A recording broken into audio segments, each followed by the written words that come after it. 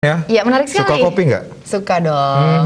Coffee lovers ya. Ya, apalagi Banget kan di daerah Pupuan Tabanan ya, itu ada banyak penghasil sekali kopi yang cukup baik juga ya, apalagi Singaraja juga banyak gitu ya. Dan ini Kintamani. juga apresiasi juga kepada Gubernur Bali kita yang berpihak kepada produk lokal Bali. Ini bisa menjadi suatu ya bisa dikatakan bisa menginternasional lagi ya produk-produk lokal Bali. Nggak kalah dengan kopi-kopi yang lainnya ya. Tapi kira-kira kadang ada nggak ya yang takut akan kopi? Fobia.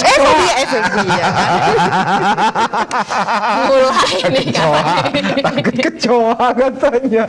Biasanya para wanita juga pada kebanyakan. Kalau kecoa kayak dia sih nggak apa-apa, tapi kalau dia terbang-terbang itu loh pemirsa ya, agak-agak sama ngeri. kecoa ya. Oke, tapi ada hal-hal yang tidak kita pikirkan yang bagi orang ini biasa aja, tapi bagi sebagian orang ini cukup membuat takut ya. Mengerikan ya.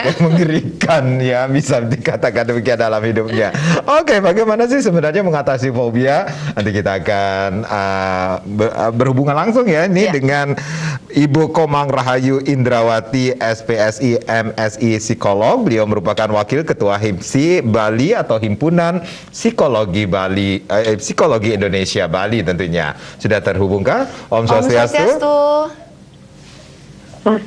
Swastiastu, Ibu Komang Rahayu. Selamat pagi, Bu Rahayu, Bu. Pagi, Swastiastu. Swastiastu. Terdengar ya? Oke, sudah kedengaran Ibu. Bu Komang, apa kabarnya, Bu? Baik, sehat. Salam sehat selalu, nggih, Ibu. Oke, Ibu. Ini pas banget ya Karang ya, kita akan langsung live by phone dengan Ibu Komang karena banyak sekali ketakutan-ketakutan yang muncul. Ada yang takut berbicara di depan umum, glosofobia, ada yang takut kecoa, ular dan lain sebagainya kan. Ibu ngomong kecoanya lihat ke kamera, Bu. Jangan kelihatan saya seolah-olah saya ini kecoa, Bu. Baik. Bu Komang, kita akan membahas lebih dalam terkait fobia, Bu Komang. Fobia itu sebenarnya seperti apa, Bu? Yang mana bisa dikategorikan fobia, Bu? Oke, baik. Kalau kita bicara secara definisi konsep fobia sendiri, biasanya fobia ini pasti akan terkait kepada hal-hal yang sangat spesifik. Dan rasa takutnya atau keengganan memiliki rasa takut yang ekstrim, rasa enggan sehingga menghindari objek yang dia menimbulkan rasa kecemasan tadi.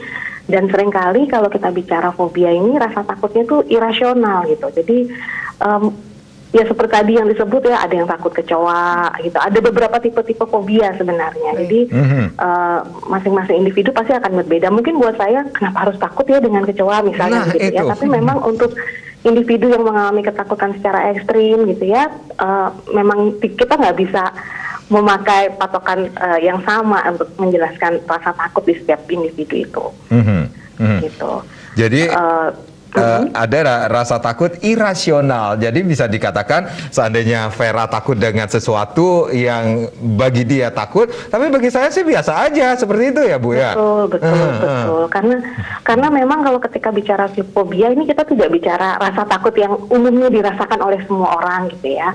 Jadi ada beberapa situasi yang memang rasa takutnya itu menimbulkan simptom-simptom gejala-gejala penyerta gitu. Misalnya contoh kalau orang mengalami fobia tuh biasanya langsung panik, merasa sulit bernafas gitu ya, mengalami kecemasan yang sangat tinggi, dan biasanya perilaku yang akan dimunculkan pasti menghindari objek yang menimbulkan ketakutan berlebihan tersebut. Misalnya nih, kalau kita ngelihat yang orang takut kecoa ya, sekarang biasanya dia akan otomatis belum hadir aja tuh kecoanya gitu ya, dia sudah sensitif sekali dengan aroma-aroma gitu, dia sudah mulai keluar keringat atau mulai menghindar. Nah, yang akan merepotkan misalnya ada sedang dalam setting pekerjaan begitu ya, sedang rapat, terus dia merasa sensitif dengan hal-hal yang dia takutkan tersebut, ya otomatis kan individu menjadi tidak bisa menjalankan perannya dengan baik begitu. Dia akan berlari secara panik keluar ruangan gitu, misalnya ya. Bisa digeser dulu. Ini saya sudah merinding loh, Bu, lihat bukannya Vera nih seperti jarum. Dengan jarum suntik, Bu Komang. Jarum ya. Ya, jadi melihat sesuatu yang tajam seperti jarum sudah mulai ngeri gitu ya. Berarti ini Bu Komang sangat berlebihan, irasional, dan sampai sulit bernafas, belum ada objek tersebut sudah mulai cemas seperti itu ya, Berarti Bu ya? ada gejala-gejala yang bisa kita perhatikan secara kasat mata terhadap seseorang yang fobia terhadap sesuatu. Betul, betul sekali. Nah kalau kita bicara, kita sudah bicara di level fobia ini misalnya ya Pak Karang dan Wibi ya. Jadi kalau kita bicara, kalau dalam kami di perspektif psikologi itu ada namanya diagnostik kriteria untuk kita, kriteria diagnostik yang kita gunakan untuk menyimpulkan apakah individu itu memang mengalami fobia. Nah sebelum kita tahu fobia atau hanya sekedar rasa takut biasa, biasanya kita lihat seberapa repetitif gitu ya, seberapa sering gitu ya. Kalau berdasarkan kriteria diagnostik itu minimal 6 bulan berturut-turut itu merasakan kepanikan tersebut begitu. Jadi ciri-cirinya ya apa ya, misalnya kasus kecemasannya menetap dan nyata ya, kelihatan setiap mau ke dokter gitu misalnya udah langsung Panas dingin. keringat dingin gitu misalnya, langsung nafasnya tersengal-sengal gitu ya, karena memang rasa takut, apalagi kalau mau disuntik begitu. Jadi bahkan setiap individu itu ada yang sudah berusaha untuk menghindari. Jadi kalau misalnya sudah tahu ada jadwal vaksin misalnya, ini mungkin dia akan memilih untuk menghindar gitu. Jadi kalau ada individu yang dia punya ketakutan, tapi dia masih berani datang ke situasi mengantri untuk disuntik begitu ya, sebenarnya mungkin bisa dibilang belum tentu individu mengalami fobia gitu. Oh, berarti saya nggak Jadi fobia. kalau iya, ketakutan yang biasa itu masih bisa ditangani ya, maksudnya masih bisa dibantu, entah diberikan informasi yang membantu individu supaya tidak punya kecemasan, tidak merasa khawatir gitu ya, terus ditenangkan gitu, didukung supaya dia diberi motivasi supaya dia menjadi lebih siap begitu untuk datang ke begitu. Baik. Tadi Bu Komang mengatakan ini ada beberapa jenis fobia. Ini seperti apa sih Bu yang kita tahu secara kita sebagai masyarakat biasa cuma taunya dia cuma takut dengan sesuatu, udah selesai aja gitu. Baik. Kalau bicara fobia yang spesifik gitu ya, ini ada kelompoknya, ada animal phobia, fobia pada hewan gitu ya. Ada yang natural environment phobia, misalnya pernah mengalami situasi traumatik sehingga dengan gejala-gejala alam itu mengalami fobia. Jadi misalnya begitu sudah ada hujan deras dia mulai timbul fobianya. Petir, seperti itu. Ada juga yang kita bicara tentang situasi fobia pada area kesehatan. Jadi misalnya nih blood injection injury gitu ya. Jadi kalau udah lihat darah itu ada yang fobia. Terus setiap injection atau ya mungkin yang sekarang banyak kalau ada yang vaksin banyak menghindar. Ada yang mungkin sampai karena sesak nafas gitu ya, karena takut luar biasa, panic attack begitu. Jadi menghindar untuk datang ke tempat vaksin. Ada yang pernah mengalami injury atau luka atau kecelakaan, itu juga bisa mengalami fobia. Jadi misalnya dia langsung nggak mau nyetir gitu karena pernah mengalami kecelakaan hebat gitu ya yang menimbulkan traumatik. Nah kemudian ada juga yang situasional, fobia yang sifatnya situasional ini misalnya terkait dengan fobia naik pesawat begitu. Karena pernah naik pesawat terus mengalami goncangan hebat begitu ya di pesawat, itu juga jadi memicu, kan jadi pengalaman traumatis ya buat seseorang. Ada yang menimbulkan bisa memunculkan rasa fobia. Tapi kembali ada kriteria untuk kita bisa merumuskan sejauh mana individu itu memang benar mengalami fobia. Dan ada fobia-fobia lainnya yang yang entah itu terkait dengan penyakit gitu ya, entah dengan misalnya ada yang takut balon, ini umum ya. Iya. Takut balon. Karena biasanya spesifik fobia ini mulai dibangun oleh individu itu ketika fase anak-anak, Ibu dan Mbak dan B. Jadi biasanya usia 7 sampai 11 tahun itu mulai muncul fobianya ketika dia, kalau misalnya nih misalnya 7-11 tahun datang ke acara ulang tahun gitu ya, ada balon terus dia meledak, itu sudah trigger gitu. Nanti apakah individu itu kemudian mengalami fase traumatis begitu ya. Jadi timbullah fobianya begitu. Biasanya di fase usia itu fobia itu mulai untuk yang spesifik ya. Begitu. Baik Bu Komang, usia 7 hingga 11 tahun berarti akan mendapat perhatian khusus juga ya bagi anak-anak ya Karang ya. Dan mengapa bisa terjadi fobia tersebut nanti kita akan bahas lebih detail di segmen kedua Bu Komang. Dan pemirsa, baik, siap. Jangan kemana-mana, tetaplah bersama kami akan kembali setelah jeda iklan berikut ini. Coba.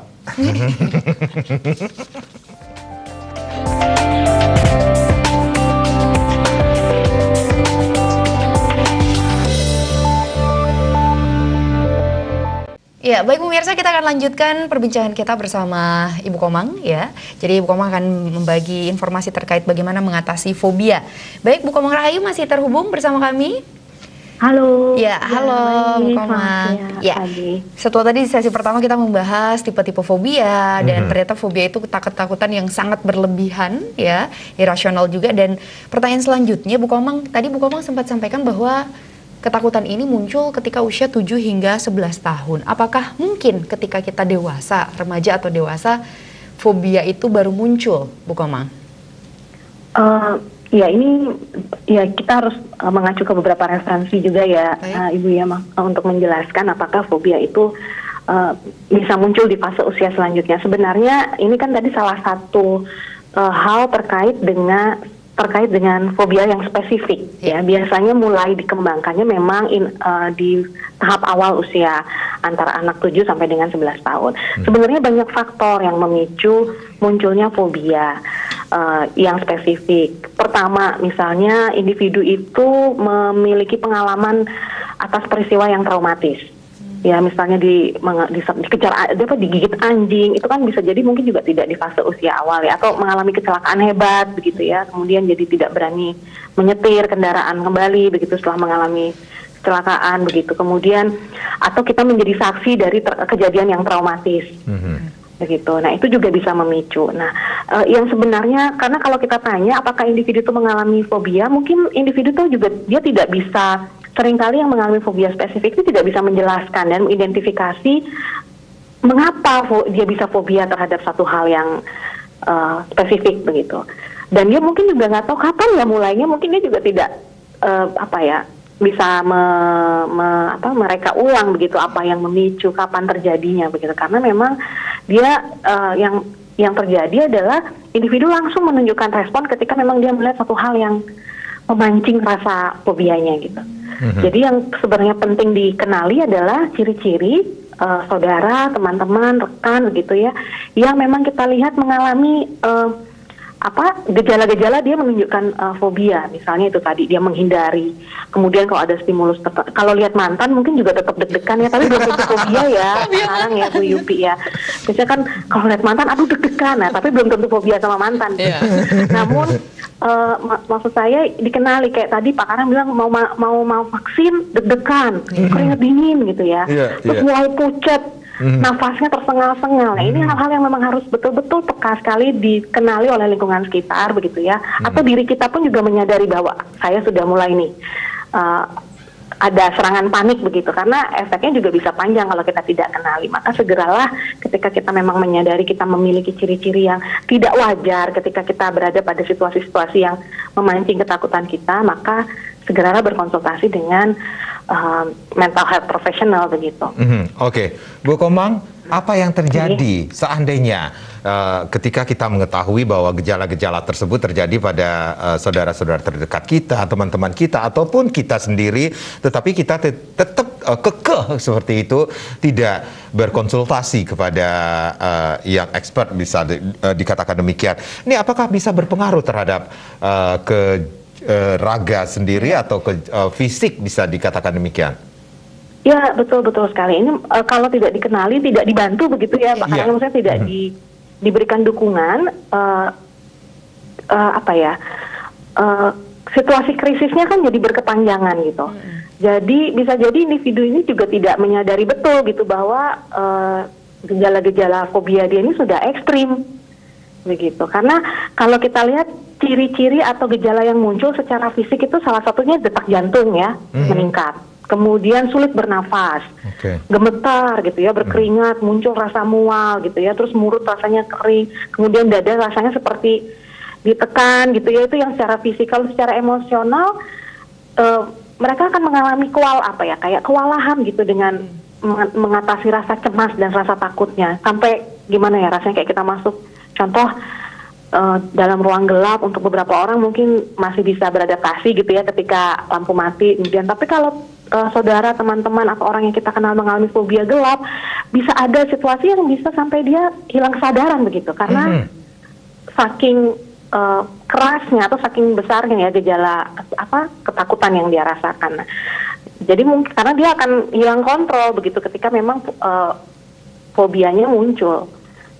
Iya, baik. Jadi itulah yang perlu dibantu oleh orang-orang terdekat. Ini untuk yang fobianya memang sudah tadi ya, secara kriteria diagnostik memang sudah tergolong individu itu fobia gitu terhadap stimulus yang spesifik. Baik, berarti sangat mengganggu sekali ya bagaimana aktivitas keseharian dan kualitas Betul, hidup betul. dari penderita fobia tersebut. Baik, untuk solusi atau pengobatan yang bisa dilakukan ketika kita menyadari, wah ternyata dari beberapa gejala tersebut saya mengalami seperti itu. Berarti ada terapi yang dilakukan untuk mengatasi fobia Betul. ini. Iya betul sekali. Biasanya kasus-kasus fobia ini bisa berjalan intervensinya secara paralel, entah itu dengan pengobatan medis atau dengan psikologis gitu ya. Biasanya kami tim secara spesifik mungkin nanti bisa datang ke teman-teman psikolog klinis begitu ya yang memang spesifik menangani terapi. Tapi kalau kita pahami secara pendekatan untuk mengatasi fobia ini yang paling umum biasanya kita menggunakan terapi dalam bentuk CBT. Jadi kombinasi kognisi dan perilaku, behavior. Kognisi itu pikiran dan perilakunya. Jadi membalanskan dengan teknik CBT ini supaya fobia saudara, teman-teman yang kita kenal itu bisa diatasi begitu. Baik, berarti yang paling sering dipakai. Yang paling dipakai untuk terapi untuk mengatasi fobia ini adalah CBT. Seperti yang disampaikan Komang tadi ya. Itu Betul, seberapa lama sih terapi itu sendiri akan dijalani oleh seseorang yang memiliki fobia, Bu Komang? Ini kembali berpulang kepada individunya masing-masing ya. Maksudnya seberapa jauh dalam proses terapi ini memang individu itu menunjukkan progres begitu. Karena kan kalau CBT ini dia gradual gitu ya, bertahap prosesnya. Jadi nggak kayak kita datang minum obat terus sembuh begitu. Jadi karena kita memang membantu supaya individu bisa membangun kemandirian. Jadi dia menyadari dulu peka atas situasi fobia yang dihadapi begitu secara perasaan, secara perilaku dan proses berpikirnya. Jadi bisa menetralisir secara bertahap apa yang dia takutkan itu menjadi sesuatu yang biasa saja gitu. Jadi sebagai sesuatu yang memang tidak perlu ditakutkan. Walaupun memang itu kembali lagi setiap individu pasti berbeda prosesnya. Kita nggak bisa bilang 1 bulan selesai gitu. Saya agak sulit tuh kalau menegaskan waktu gitu ya Pak Karangnya. Karena tergantung dari proses yang dilalui. Baik, Bu Komang. Jadi memang harus segera ditindaklanjuti, jangan dibiarkan begitu saja karena berpengaruh sekali dengan kesehatan kita ya. Iya, betul. Ya, baik pemirsa, dan Bu Komang kita akan masuk untuk segmen berikutnya. Dan untuk pemirsa jangan kemana-mana, tetaplah bersama kami di seputar Bali Pagi akhir pekan.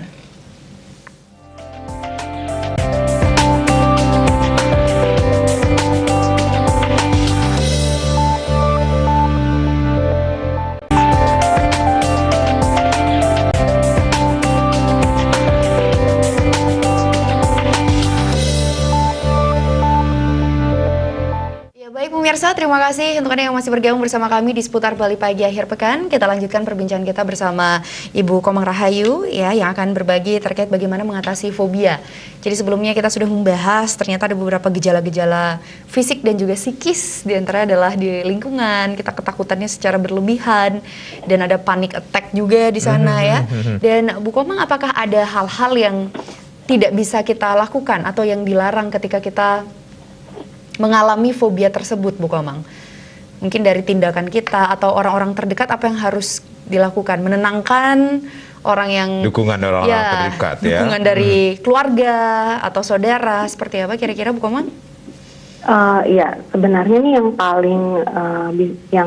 paling memungkinkan ya, kan kita perlu individu itu juga perlu memahami betul gejala-gejala yang dia alami kalau misalnya dia mengalami ketakutan yang berlebihan tadi.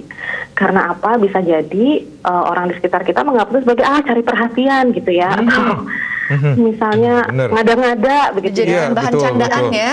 Dijadikan bahan candaan ya. Gitu kan. Betul. Nah, yang pasti saudara, teman-teman, individu, pemirsa, jika memang mengalami fobia, bicara secara terbuka, jangan sungkan untuk menyampaikan apa yang menjadi ketakutannya atau masalah yang sudah dialami. Itu yang paling penting. Jadi jangan pura-pura berani gitu ya untuk menutupi apa yang jangan maksa. Betul, jangan maksa. Karena karena ketika kita tidak terbuka dengan permasalahan kita bahwa kita punya masalah, kalau contoh nih bilang ini mau misalnya Mbak Yupi Bu Yupi mau tugas naik pesawat nih karena takut pernah mengalami hal yang traumatis. Jadi setiap naik pesawat pasti akan milih, boleh nggak saya naik kapal laut aja gitu ya. Terus boleh nggak saya memilih transportasi yang lain, saya nggak naik pesawat gitu misalnya begitu ya. Itu kan berusaha untuk menghindari ya, tapi tidak menyampaikan sebenarnya permasalahannya begitu. Jadi betul-betul kenapa sih orang lebih nyaman naik pesawat kok tiba-tiba milih naik kapal laut gitu ya. Terus atau misalnya ya ini sudah menunjukkan bahwa sepertinya ada yang tidak tepat begitu ya, sehingga kita harus berani menyampaikan. Saya tidak nyaman, saya mengalami ketakutan yang luar biasa apabila saya mengalami ini, saya naik ini, saya ketemu mantan, kita sepakat tidak perlu fobia kayaknya ya Pak ya. Jadi misalnya saya tidak berani datang ke Banjar untuk vaksin karena saya takut jarum suntik begitu. Nah, kan perlu kita tahu ya kenapa, apa yang dia akan sulit menceritakan, tapi paling tidak kita kenali. Nanti tolong temani saya ya ketika saya di Banjar, tolong bantu pegangin saya gitu misalnya ya. Itu yang saya lakukan juga Bu Komang ketika vaksin kedua. Saya selalu membawa teman sampai tenaga kesehatannya, dokter di sana juga bilang, Pak Karang perlu orang untuk pegangin. Iya, pura-pura aja bilang nggak perlu padahal saya sudah bawa teman buat persiapan ya, buat nenangin. Ternyata ya lancar-lancar aja walaupun penuh drama ya waktu itu. Iya betul, karena memang kalau ditanya kembali tadi seperti yang saya sampaikan Pak Karang dan Bu Yupi, individu itu nggak bisa menjelaskan kenapa dia setakut itu terhadap jarum suntik misalnya ya. Yang pasti saya nggak berani gitu, saya tolong dipegangin gitu. Padahal buat orang-orang, aduh badannya loh, kok badannya sehat, fit, kok mah jarum takut gitu ya. Jadi kan buat orang itu nggak masuk akal, terlalu tapi sebenarnya orang fobia pun dia nggak nyaman karena berbeda memang kan jadi disepelekan ya keluhan yang dia alami, padahal sebenarnya efeknya bisa luar biasa ekstrim begitu kepanikannya. Bu Komang, ini kan tadi juga Bu Komang mengatakan ada beberapa terapi untuk mengatasi fobia ini sendiri. Kemudian kita juga disuguhkan beberapa tayangan di beberapa TV nasional gitu ya. Ada beberapa tayangan yang mensugesti orang sehingga tidak takut lagi terhadap apa yang menjadi ketertakutan dalam kehidupannya. Tinggal cetek gitu aja tangannya udah berani seperti itu. Itu seperti apa sih terapi seperti itu bisa menghilangkan rasa fobia nggak sih?